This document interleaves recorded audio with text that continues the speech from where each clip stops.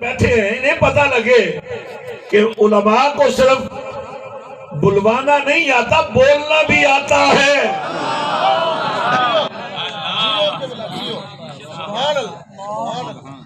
نعرہ تکبیر، نعرہ رسالت۔ اس پر ایک منٹ بھی نہیں لگے، لیکن پورا منہ کھولو۔ مجید فی لوح محفوظ، اِنَّا نَحْنُ نَزَّلْنَا الذِّکْرَ وَإِنَّا لَهُ لَحَافِظُونَ۔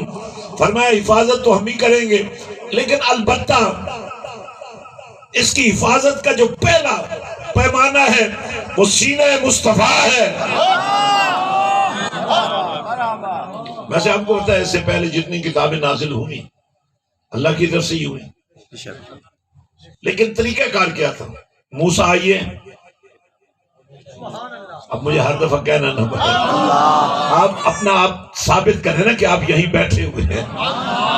موسیٰ آئیے، کتاب لے جائیے، ایسے ہی ہوتا رہا۔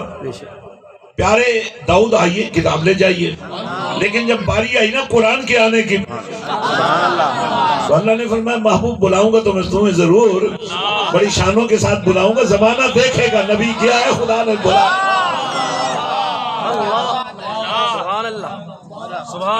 اللہ کے بلانے کا انداز بھی قرآن نے بیان کیا، اور نبی کا اللہ کے قریب ہونے کا انداز بھی قرآن نے بیان کیا۔ سبحان اللہ۔ میں تھوڑا سا ماحول بنا رہا ہوں، پھر آپ کو بات کی سمجھ آئے گی۔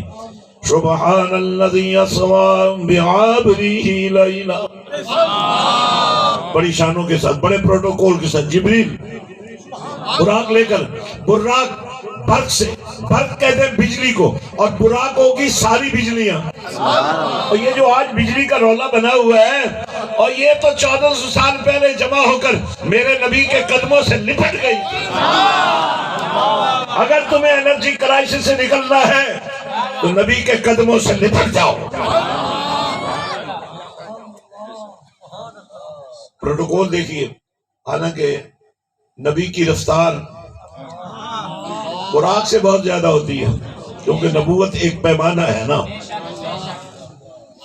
کوئی میں نے لمبی چوڑی تقریر نہیں کرنی، چونکہ آپ کو تھوڑا تیار کرنا ہے کہ آج ہم نے کیا کیا قدم اٹھانے ہیں، دنیا کفر کو کیا بتانا ہے۔ گالیاں نہیں دینی، ڈنڈے نہیں اٹھانے، جھنڈے نہیں اٹھانے، انہیں پیغام دینا ہے۔ ادھر دیکھو حسینی کھڑے ہیں، ادھر دیکھو، تم بنو گے یزیدی تو تمہارا نام نشان مٹ جائے گا۔ ادھر اللہ والے ہیں، ادھر دجالی قوتیں ہیں۔ آج لوگ کہہ رہے ہیں نا کہ یہ جو ترکی میں زلزلہ لایا گیا ہے، لوگ کہہ رہے ہیں، ریسرچ سکالرز کہہ رہے ہیں، پاکستان میں جو ایکسٹرا آرڈنری بارشیں ہوئی ہیں یہ لائی گئی ہیں، دنیا کا موسم بدلا جا رہا ہے۔ پچھلے 100 سال میں جو 80-90 سال کے بھی لوگ ہیں، 50 سال کے بھی ہیں، یہ سموگ کبھی دیکھی تھی؟ یہ فوگ، یہ جو دھند ہے یہ اور چیز ہے، اس میں پاکیزگی ہوتی ہے دھند میں، لیکن یہ جو سموگ ہے اس میں کثافت ہے، ڈرٹ ہے، گندگی ہے، اور یہ گندگی آسمان سے نہیں بس رہی اتری، بلکہ یہ تو ادھر سے ہی ہم نہیں پیدا کی ہے۔ یہ جو سموگ ہے اور یہ جو ڈرٹ ہے، یہ جو گندگی ہے، یہ جو غلاظت ہے، اب میرے نبی پاک صلی اللہ علیہ وسلم کے عاشقو، اگر صرف آج سے نا تم اپنی مسجد کے طہارت خانوں کو صاف کرنا شروع کر دو نا، تمہارے اندر کی جو گندگی ہے وہ ختم ہو جائے گا۔ وہ گندگی کیا ہے؟ نفس ہے۔ نفس مرے گا تو دل زندہ ہو جائے گا، دل زندہ ہو جائے گا تو دل مومن بن جائے گا، دل مومن بن جائے گا تو اللہ کا عرش بن جائے گا، اور جب عرش اللہ کا ہو جائے، جب نام منسوب اللہ کے ساتھ ہو جائے تو اسے نبی کا فرش بنا دیا جاتا ہے۔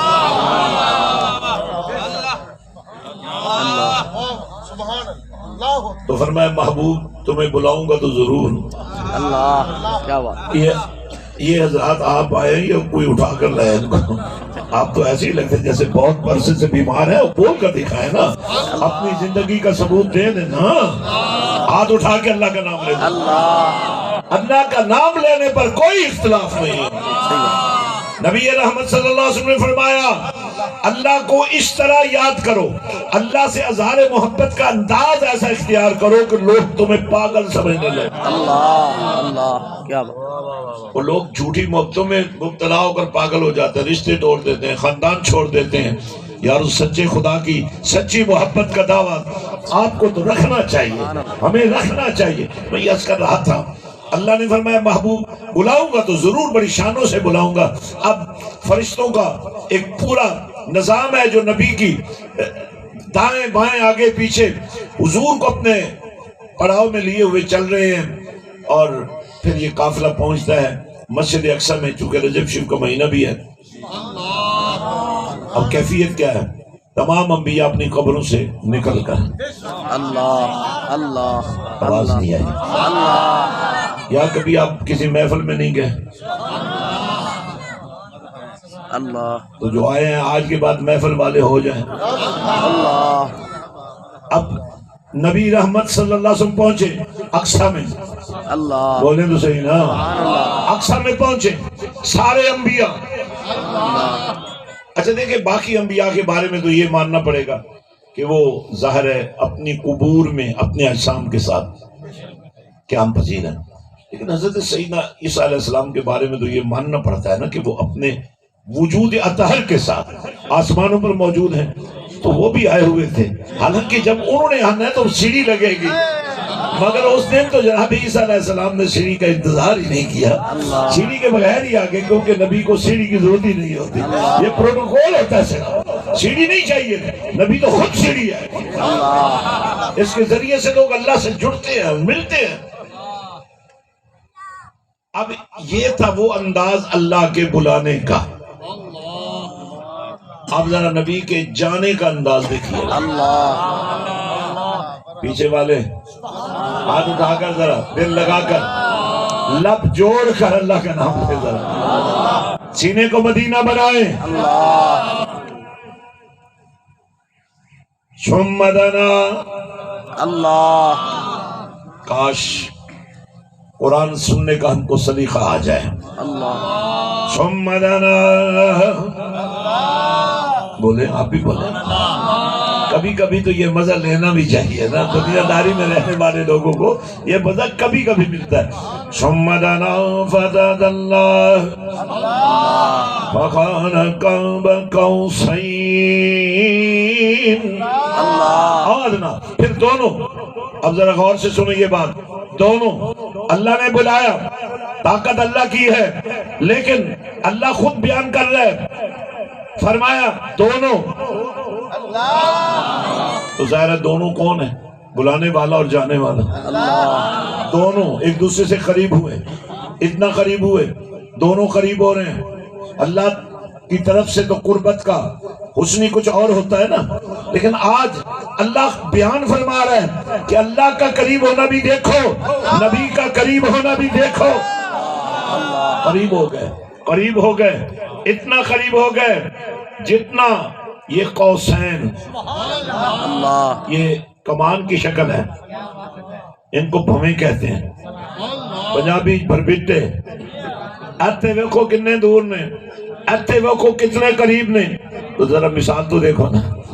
شمدنا فتد اللہ فکان قاب قوسین او ادنی، دونوں ایک دوسرے کے قریب ہو گئے، اتنا قریب ہو گئے جتنے قوسین ایک دوسرے کے قریب ہو جاتے ہیں، فرمایا اور بھی قریب آ جاؤ۔ ایسے عالم میں دو کلام ہوئے، ایک نبی نے کیا التحیات للہ والصلوات والطیبات، یہ بھی واجب ہو گیا، اللہ کی نماز میں یہ بھی پڑھنا واجب ہو گیا، اور ادھر سے اللہ نے فرمایا السلام علیکہ ایھا النبی ورحمت اللہ وبرکاتہ، اب یہ بھی نماز میں پڑھنا واجب ہو گیا ہے۔ اب یہ تو بلانے کا حسن ہے، لیکن میں بات کر رہا تھا قرآن کے آنے کا۔ اللہ اب قرآن جیسے موسیٰ علیہ السلام کو کتاب دی گئی ویسے نہیں آیا، یہ وہ نبی کی ادائیں تھیں، بر موقع نہیں ہوا، قرآن تو پہلے سے موجود ہے نا، لیکن موقع ایسا بنا دیا گیا کہ نام نبی کا ہو جائے. یاسین